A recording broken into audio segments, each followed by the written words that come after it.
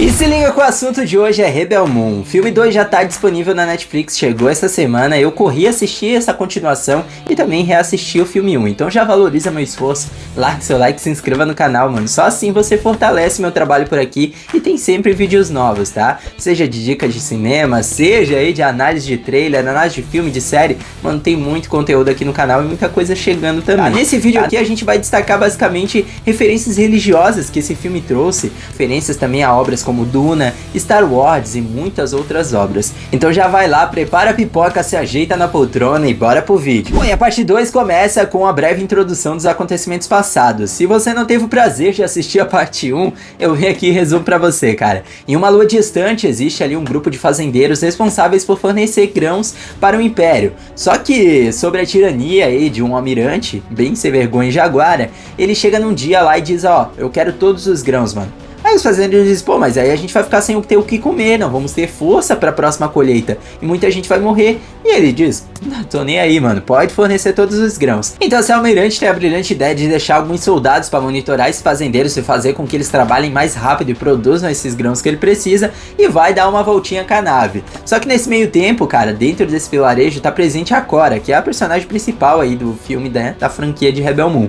E ela acaba aí por dando cabo desses soldados, né, e apenas um ali meio que volta pro lado bom da força. Então, enquanto esse almirante sem vergonha tá com a sua nave dando rolezinho aí fora da órbita, a nossa querida Cora tem a brilhante ideia de recrutar rebeldes para poder bater de frente com esse império, tentar repelir essa ameaça, né? Então ela vai de planeta em planeta recrutando alguns indivíduos ali com habilidades especiais.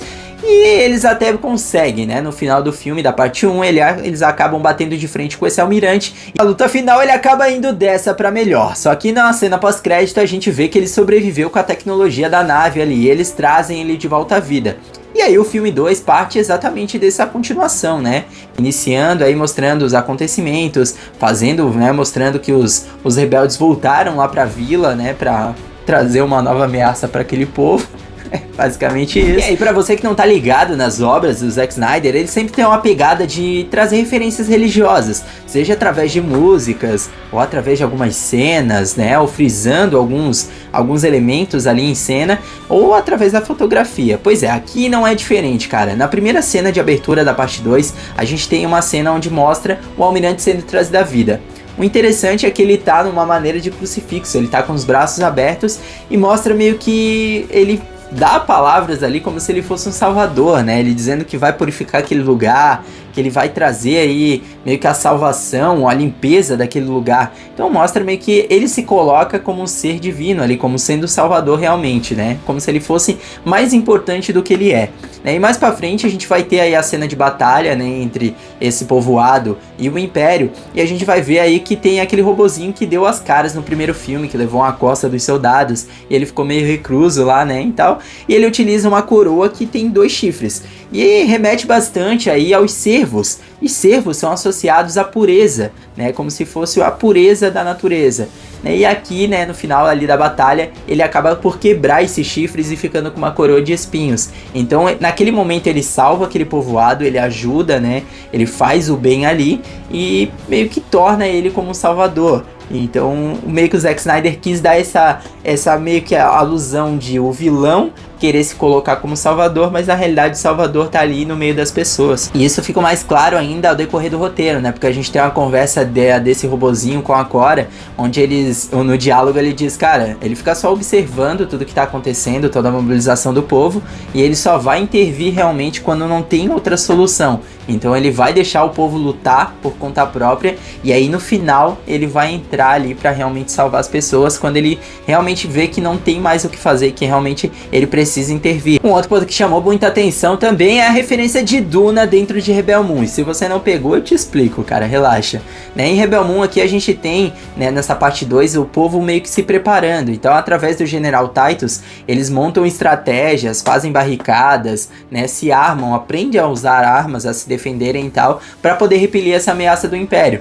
E a gente vê que é algo bem semelhante que a gente teve, por exemplo, no Duna 2, né? Se bem que Duna 2 é muito mais bem trabalhado, tem toda uma circunstância adaptada em base do livro, né? Mas aqui eles conseguiram trazer essa essência também de um povo que é meio que desprotegido, que não tá preparado para a luta, que tá muito mais, né, muito mais abaixo de poder ali do que o Império, mas que de certa forma com preparo eles conseguem aí repelir a ameaça do Império. E foi assim em Duna 2 também, né, a gente vê os Fremen se preparando, fazendo algumas armadilhas, usando as próprias armas, né, do Império contra o próprio Império, e aqui é exatamente isso que acontece também. Então tem essa referência, não sabemos quem copiou quem, mas é interessante que eles conseguiram trazer essa coisa que funcionou em Duna 2, que é a parte de batalhas, né, esse lance de preparo, realmente trazer aqui para Rebel Moon, e tornou a obra um pouquinho melhor. Outra coisa que não pode faltar nos filmes do Zack Snyder também é a câmera lenta, né, cara, e aqui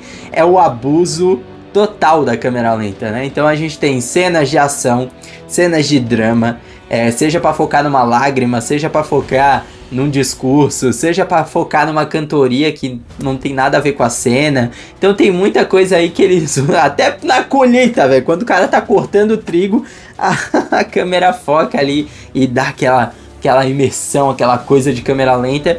E assim, mano, em pontos, realmente faz sentido, né, cara? A fotografia do filme é muito bonita. Então, assim, tem alguns aspectos, né? Por exemplo, na luta final, eles meio que tentando lutar pra pegar o sabre ali. Tem umas cenas que realmente a fotografia, o ambiente, a cena realmente fica muito boa. Mas, cara, a todo momento, em qualquer cena, os caras usar a câmera lenta, isso fica muito chato. Apesar que é uma coisa registrada do Zack Snyder, mas deixa muito a desejar, cara. Se torna chato, o filme se torna cansativo. E é uma coisa que eu já critiquei em Duna 1, por exemplo, né? Que deixou Duna 1 muito pesado, muito cansativo, sonolento. Justamente foi por esse motivo. A gente tinha uma cena muito importante, uma cena emblemática ali de ação e tal, e aí eles cortavam por uma imagem do deserto em câmera lenta e uma música esgoelada lá, uma música instrumental. Então assim, isso deixa o filme chato, deixa o filme, desconecta a gente. Para isso, cara, a gente teve desenvolvimento forçado dos personagens. Então a gente tem personagens sentados na mesa, meio que se desabafando, contando as verdades, né, um pros outros ali, que não tem necessidade, né, meio que isso é para causar uma empatia do público com o personagem, mas assim, não faz diferença. Tem personagens aí que são descartados, né, como é a questão aí da Samurai, como é a questão aí do gado da Cora. Então a gente tem aí ele sendo descartado, finalmente indo pra vala, né, o personagem que fez tudo o que fez, não em prol do povo dele, mas em prol da Cora, por amar ela e tal. Então assim, é uma coisa batida, a gente vê que ela não tipo, tem um sentimento por ele, mas não é aquela coisa genuína. Então assim, fica uma parada forçada. Além disso, a gente tem um roteiro fraco, né, uma ameaça que causa realmente, né, todo um transtorno, causa uma ameaça ali, mas que parece que o Império não tá ligando, né. Então a gente viu aí na cena pós-crédito que rolou um papo, né, do Imperador com o Almirante.